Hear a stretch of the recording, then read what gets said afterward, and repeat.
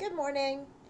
I just want to remind everybody, like and subscribe, please. So, the drama is heating up, and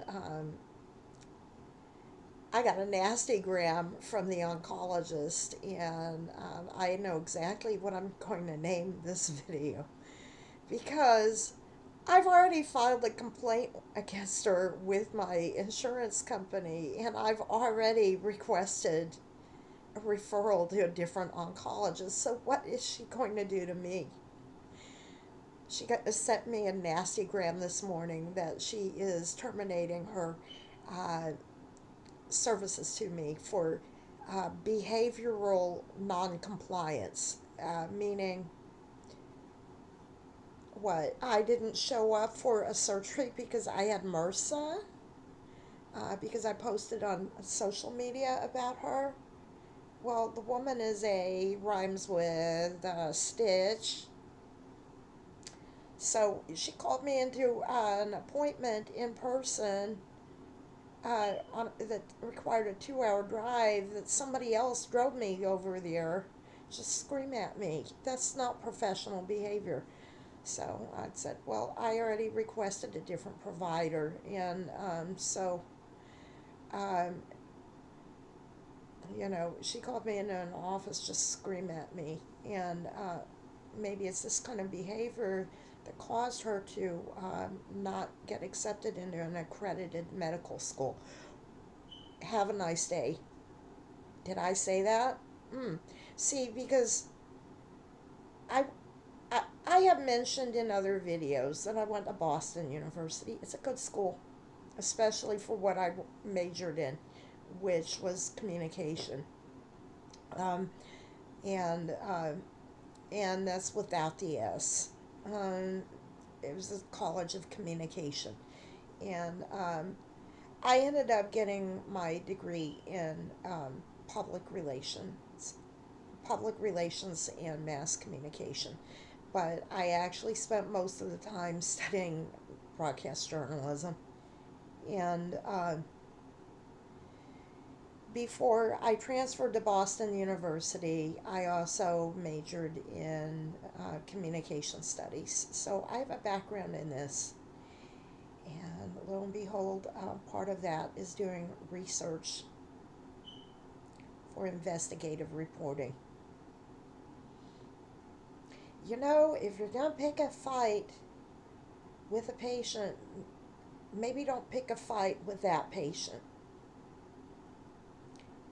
And certainly this Karen of a doctor did a little research on me because she ambushed me on my initial appointment with how she felt that my feelings were about the election, which, I'm going to lay it all out on the table. I used to work for the Republican Party, and I only switched to the Democratic Party in 2016.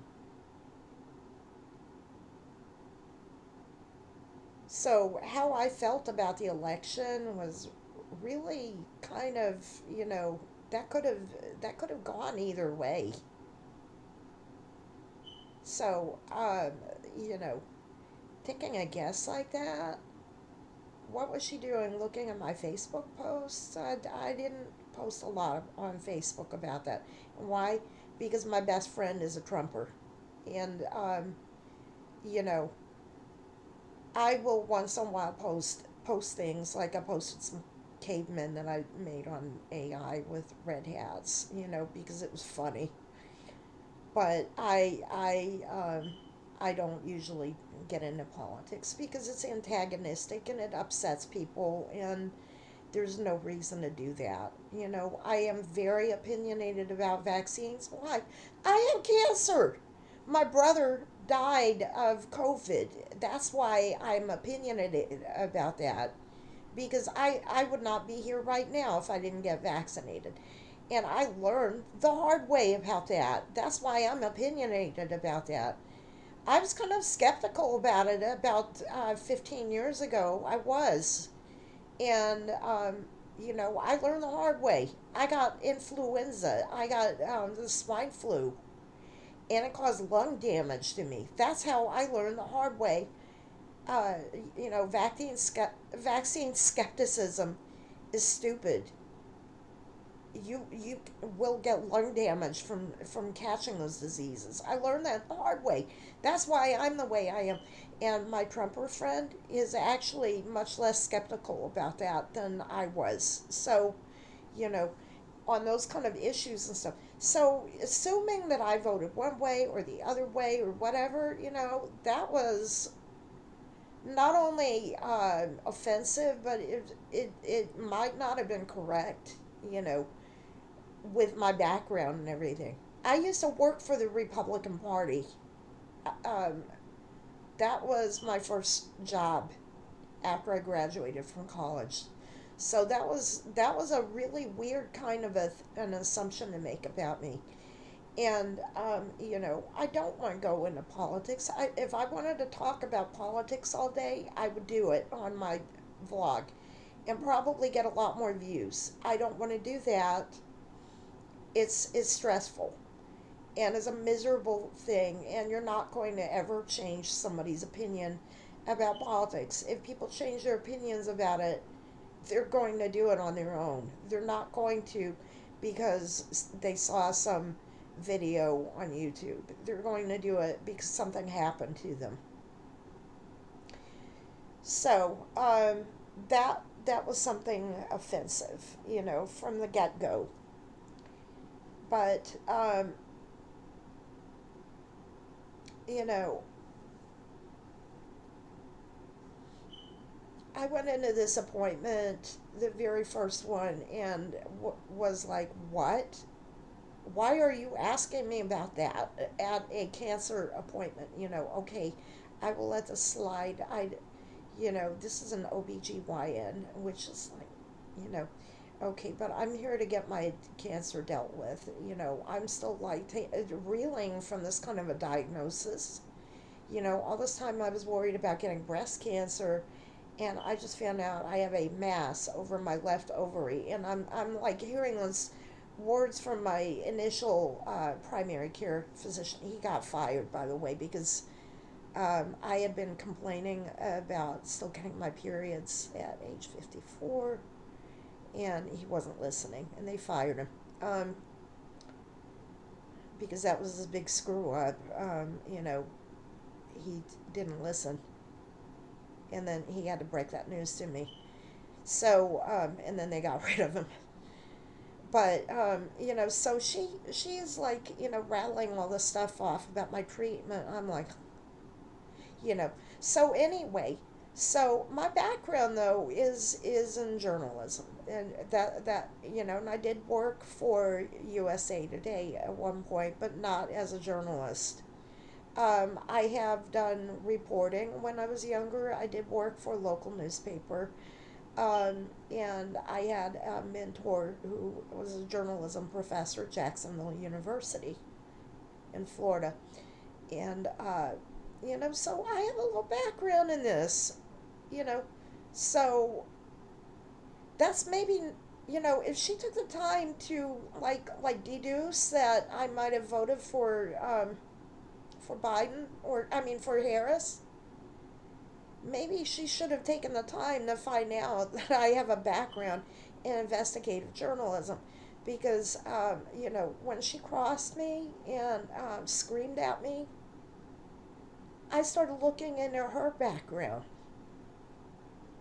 And that's when I found out that the university where she went to medical school received its accreditation after she attended it.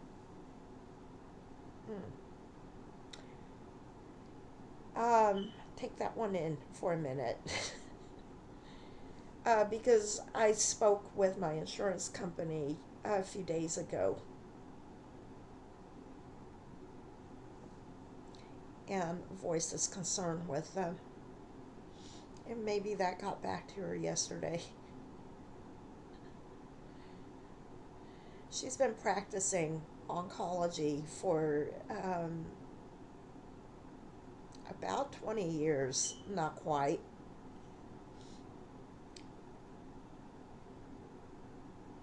After having graduated from medical school that was not accredited to my knowledge, I will say that. I don't want to get sued for libel because I'm going to name that Karen in the video.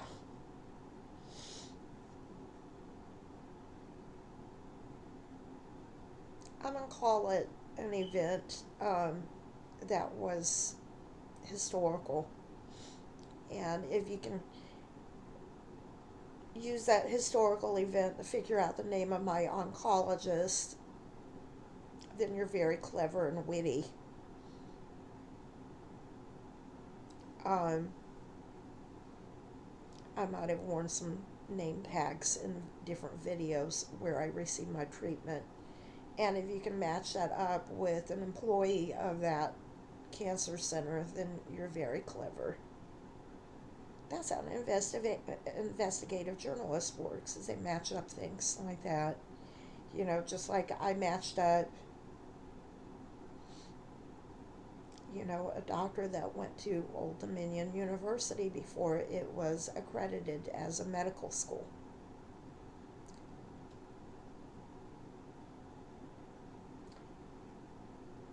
I think God was looking out for me because God didn't want me to get my lady parts removed by a doctor that was not trained in an accredited university. Um,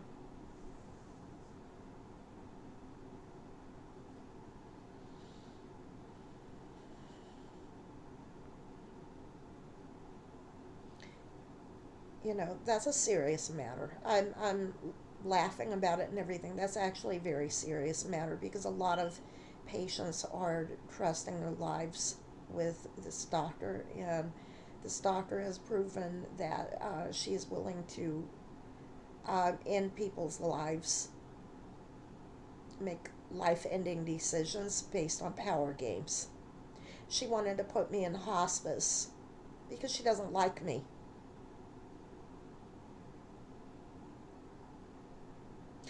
I rub a lot of people the wrong way. I am very, very keenly aware of that fact. I am not a likable person to a lot of people. Do I deserve the death penalty for that fact? No. I've also saved people's lives. I have the potential to continue to do that in the future. I have never murdered someone. I have never done anything of that sort. I have gone through loss in my family. I've lost two of my best friends. And the thing that probably affected me more than anything else was when I was a child. One of my friends died of leukemia. That I never got over that. I just can't even deal with hearing about sick children because of that. It's something that hits me so hard and everything. I'm a human being. There are people that are sitting there on death row that have murdered people. There are people on death row that have murdered numerous people. And there are doctors like this oncologist who have murdered patients without flinching an eye. They've just snuffed out their lives without even thinking twice about it, just because they felt like that patient offended them. Those people do not deserve to live. They really have forfeited their goodness on this planet.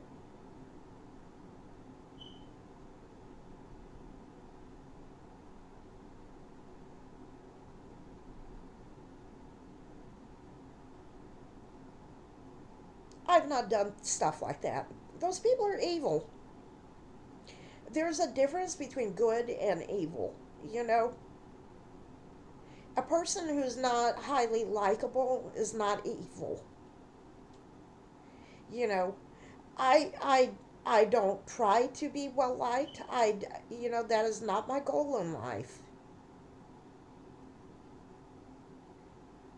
I'd like to be a little better understood. If I come across knowledge that I think is important, that people are aware of, I try to share it.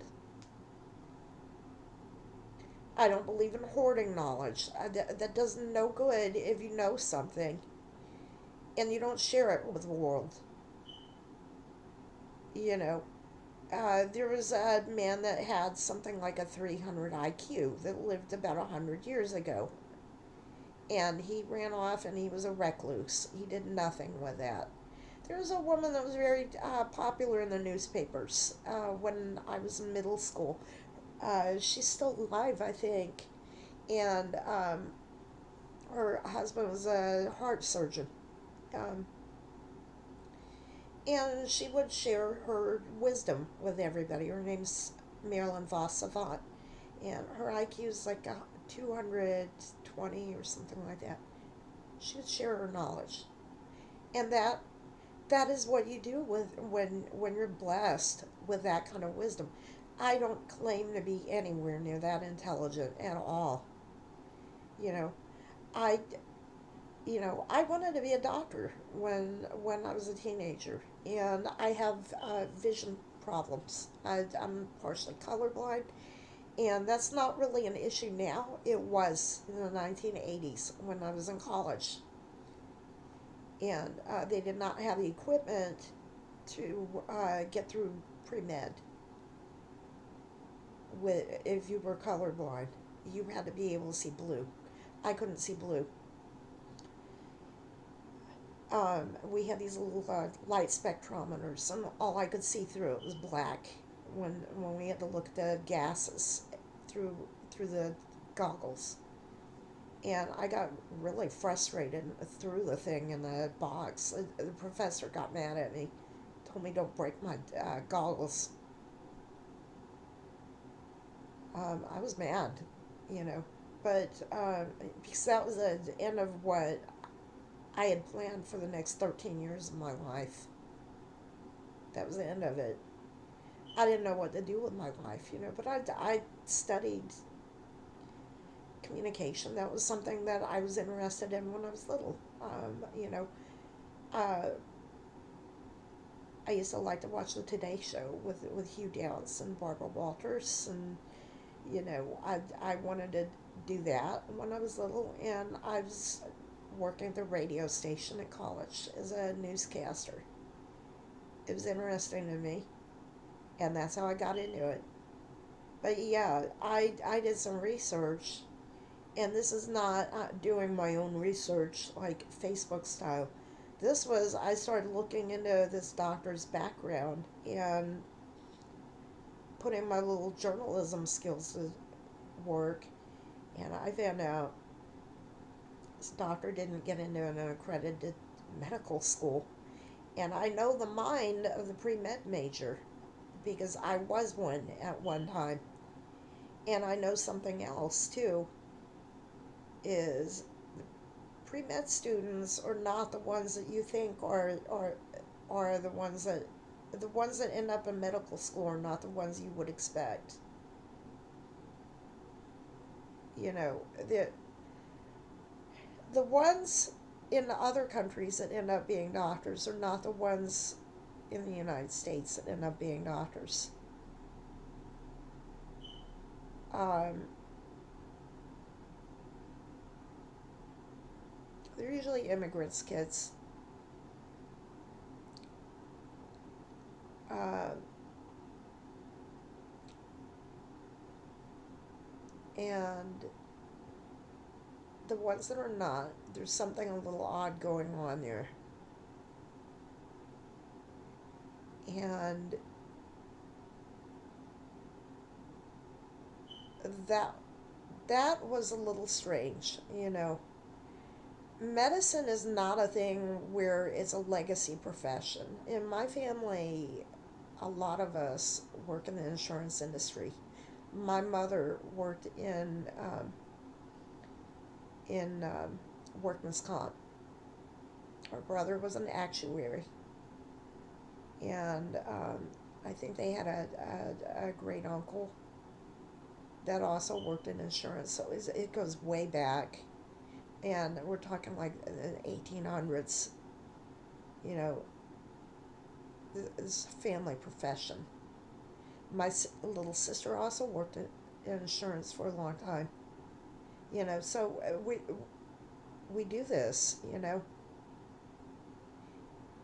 And insurance is a legacy industry. And it's funny because the previous employer, they were talking about my boss when I worked at Banker's Life. And they were like, yeah, his dad got him that job. I was like, yeah, my uncle kind of was also an actuary. So I'm not going to throw stones. I'm in a glass house too. I'm not going to make fun of him about that. But sorry about the camera shaking. My computer's in my bed. But medicine's different. That's something. And I'm not talking about people that come from countries like Nigeria or India or Brazil or Argentina. Argentina is where a lot of doctors come from. Is Venezuela or Cuba. Those countries have a different approach about why you would go to medical school. It's very different there. But in the United States, usually the kids, the one I knew that went to medical school for my high school graduating class, he was Arabic, and I think maybe his father was a doctor, but he did not go to a good college. He started out going to University of Florida, and he was partying too much, and then he transferred to a smaller school and got straight A's and went to medical school and everything. But that's kind of how they approach that. And it's just a different approach about it. So what would cause somebody to apply to a medical school that is not accredited? Well, they didn't have the grades. They didn't have the MCATs. Something else in their background. And if somebody was very impulsive, I'm guessing that it was maybe something in their temperament was not right. And usually they're looking for people who are very detail oriented. I know I'm not particularly detail oriented. I know that was an issue. I was struggling with math. I was very good at science in college. I was the one who blew the curves. Um, so the the labs, I had to repeat my labs because I was not taking good enough notes, and the eye thing. So I was at the point where I was like, I just want to get through it, and then I'm going to focus on more psychological classes and things like that. So someone who would study that and then not get into medical school, that is a good one. And when I was at Boston University, I had friends that were pre-med, and the general attitude was, I don't want to go to BU medical school because it's not a good one. That was their attitude, and a lot of it is a cost and everything, and that is another thing, is how good is the medical school. And that was something, they were comparing how good the medical school was. And we're kind of looking at the very similar time period. Not the same. I'm talking about the 90s. And this doctor is early 2000s, so it's a little bit different time period. A little bit younger than me. But the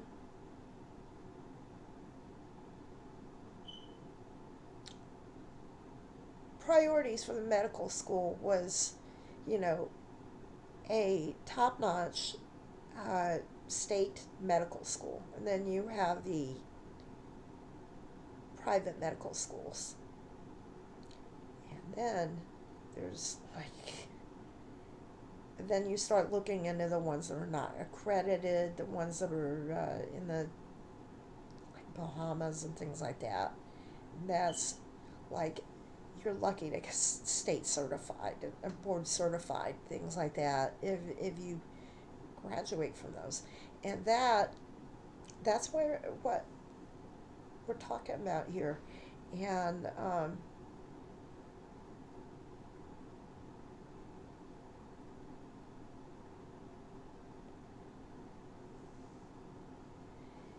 so somebody's going to say that I was behaviorally non-compliant. I took all my supplements. I exercised. I showed up for every chemotherapy, even driving over there at risk of getting a DUI because I didn't have a ride. I did everything that was asked of me. The only thing I couldn't do was go to that hysterectomy because I had a MRSA infection. She wanted me to endanger the rest of the cancer ward by going there with a contagious, highly infectious infection that I had acquired through my port. Which is all in the medical records. My primary care physician treated me for that with 3 types of antibiotics. And I want this all on record that is what happened. So, I am in the process of filing a complaint against her.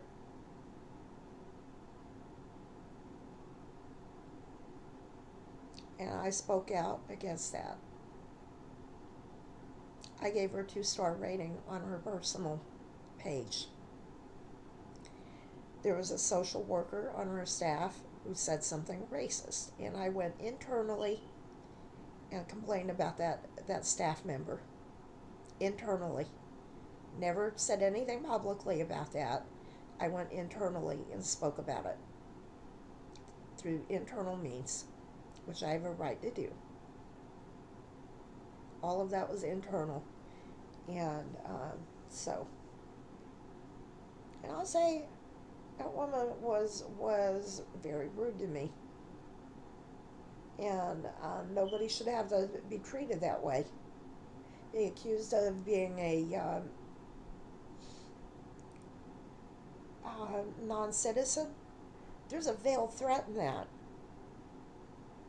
There absolutely was a veiled threat in the way she was talking to me. With everything going on with ICE, there's a threat hidden in that.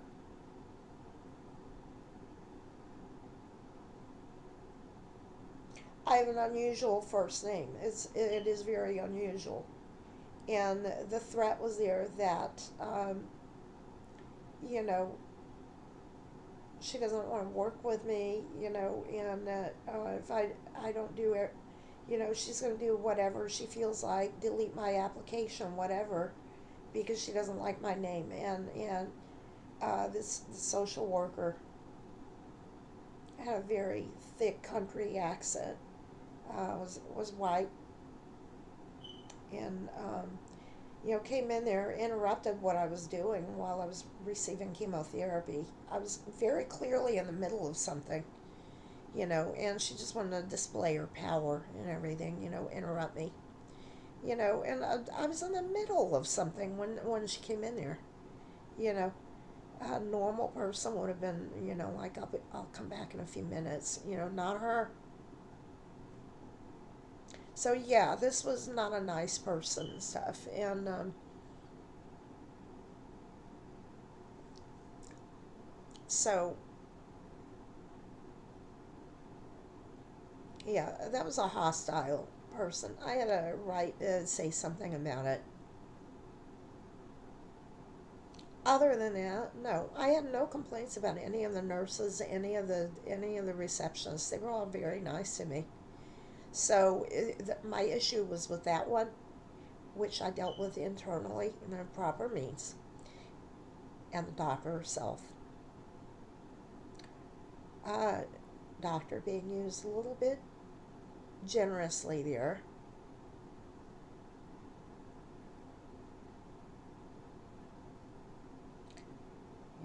I could print up a doctor's degree myself and call myself doctor. Go on that printer and make myself Miss Doctor. Make myself a doctor in thinkology, like Wizard of Oz. You know, start practicing medicine.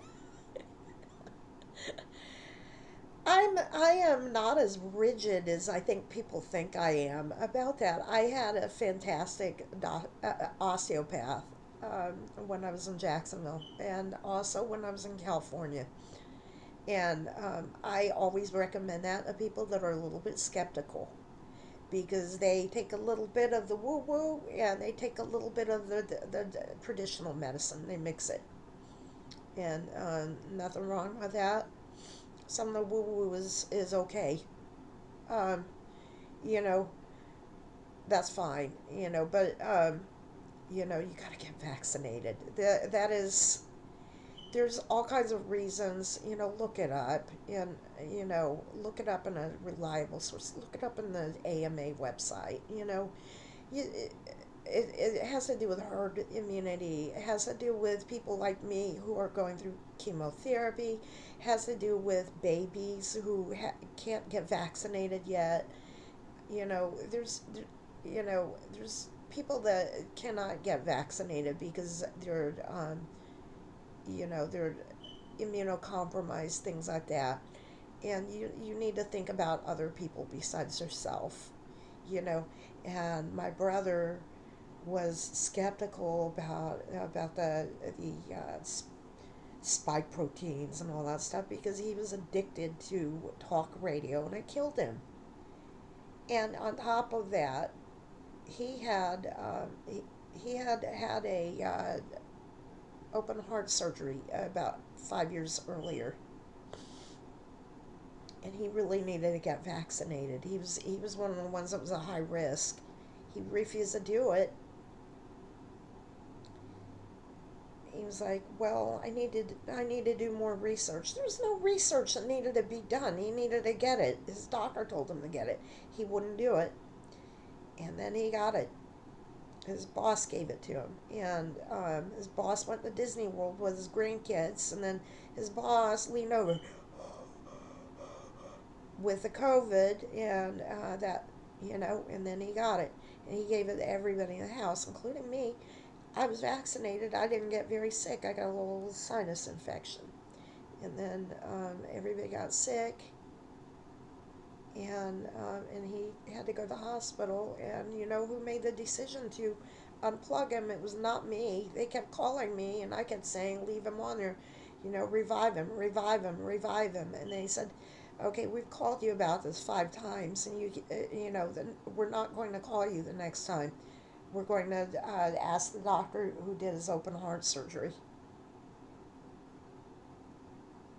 And the next phone call was, "Your brother passed away." I had a feeling when he did. I actually felt it, which is eerie and everything. And that gets in a complicated thing. That's another story about that. But that's non-compliance.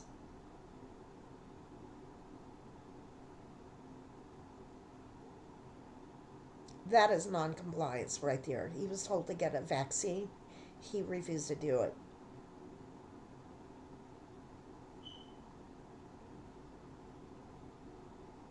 I had a MRSA infection. Not going into surgery because I had an active infection and fever and was being treated for an infection. That is not non-compliance. That's a sociopath wanting to make her $40,000 and then being mad because she didn't get her greed satiated to go buy herself another convertible or whatever she wanted to do with that blood money. She wanted to put me to death. She's bound and determined to do it. Well, you know, I have training to be in investigative journalism, and if she's bound and determined to kill me, I'm gonna take her career down. Maybe put her in jail so she can kiss her career goodbye. And I sent a message to responding to the little nasty gram that I got that saying that saying I didn't appreciate being called in personally to the office just to be screamed at. And I guess that kind of behavior is why she was not accepted into an accredited medical school. Have a nice day. That's what I told them. And I'm going to tag all of this with allegedly to protect myself. However, I could not find any evidence online that Old Dominion Medical School was accredited at the time that this doctor um, went to medical school there. So, I have not mentioned the doctor's name. I have not mentioned where I received my treatment, but you've seen little tags on my clothing in other videos. So if you make that connection, you're clever. And I'm just going to name this video a random historical event. And if you somehow connect that with a doctor, you're very clever. So, um,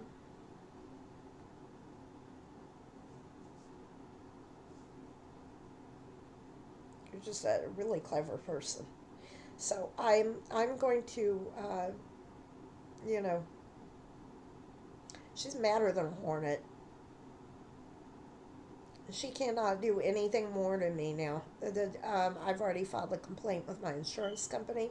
I've already requested a referral to another doctor, and they are well aware of what she's about, and they don't like her either. And I have a feeling that I am not the first one to complain about her. In fact, I have a feeling that some patient may have expired under her care. That might be why they don't want to send patients over to her office anymore. That might be the case because the level of dislike that they have for her is like even higher than what I have. So they don't trust her, and they have been procrastinating about approving me for that hysterectomy. And I feel like there's a reason for that. I feel like there's an extreme level of distrust for that doctor from that office for a reason. And I think something has transpired here, and something bad. So they're not going to tell me about other patients. That's a HIPAA violation. But you know, I'm not going to say do your own research. I'm never ever going to recommend that. And you're not going to find anything bad about a doctor on their website because they're going to do whatever they have to do to get that scrubbed, including, you know, Dr. Karen calling me in the office to scream at me to get me to take that thing off her website. I gave her a 2-star rating. I'm going to see if she hasn't blocked me, because if she hasn't, it's going back up there as a 1-star rating.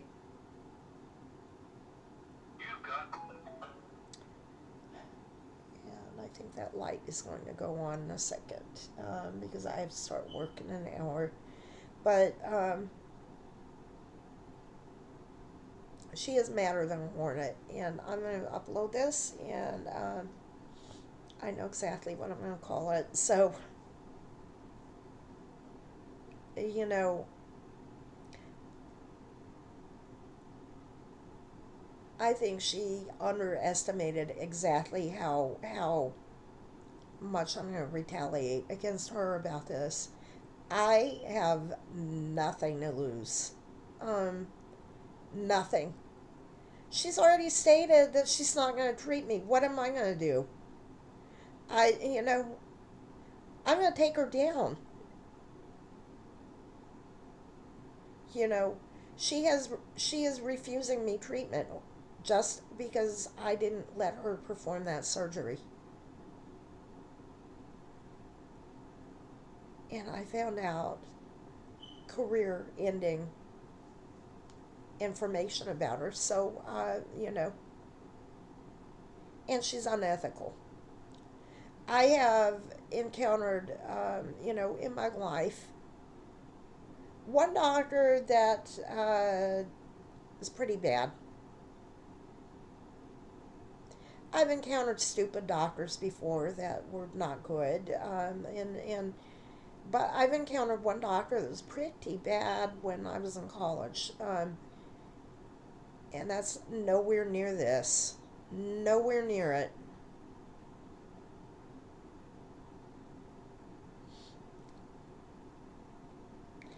And I encountered one other doctor that I had called the insurance company. This was when I was in Virginia. And that doctor was like making up diagnoses and just like pulling them out of her rear end, you know, and I knew something was suspicious about that one. And this is a totally different doctor, completely different doctor. Just, um, you know, and that doctor, I called the insurance company. I was like, you know, and she wanted to prescribe me such and such, and I have kidney problems, and I told her that, and they were like, "Oh, don't go back to that doctor. We're investigating her credentials, and we don't even know if she has a medical degree." So I know that stuff happens. I know that happens. So this is not the first time this has ever happened. It has happened once before. So that can happen. So if you ever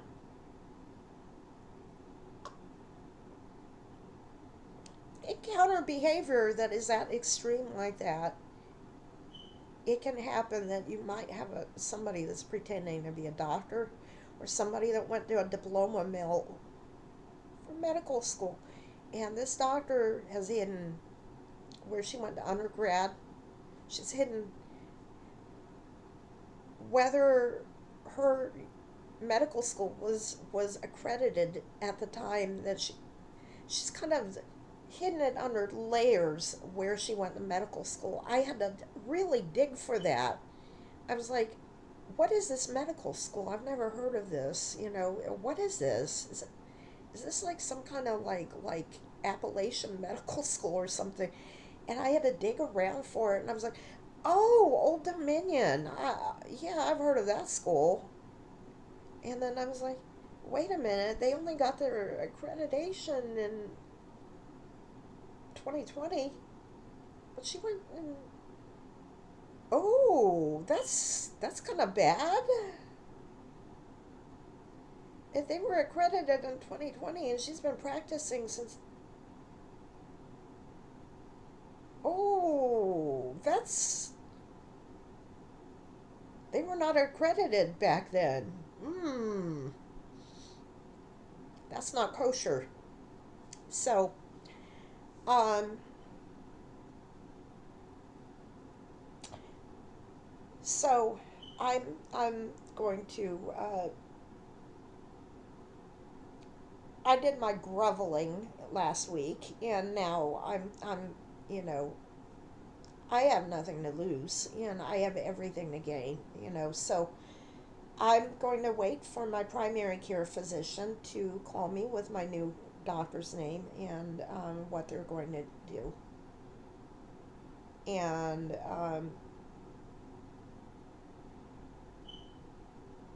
I'm going to retaliate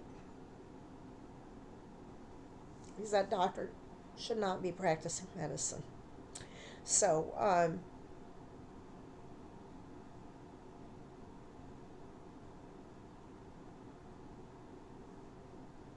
if you have a doctor that does stuff like that, look into their background, look into it, look into it, look into it. Call your insurance company. You have a right to do that, especially if you have an HMO. You have a right to do that. Do it. Have a good day.